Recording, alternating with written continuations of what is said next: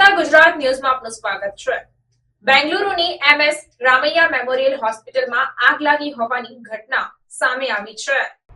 કર્ણાટકની રાજધાની બેંગલુરુની MS Ramaiya memorial હોસ્પિટલમાં આગ લાગી હતી। હોસ્પિટલના CCUમાં આગ લાગવાનો બનાવ સામે આવ્યો છે। ત્યારે આગના કારણે સર્જાયેલી અરાજકતા વચ્ચે 12 દર્દીઓને સલામત રીતે ખસેડવામાં આવ્યા હતા। હાલ આગ પર કાબુ મેળવી લેવામાં આવ્યો છે। ગુરુવારે સવારે 11:30 વાગે હોસ્પિટલના ક્રિટિકલ કેર યુનિટમાં ધુમાડો ઉછળતો જોવા મળ્યો। તાત્કાલિક દર્દીઓને ખસેડીને અને ફાયર ટેન્ડરોને બોલાવીને આગને કાબૂમાં લેવામાં આવી હતી।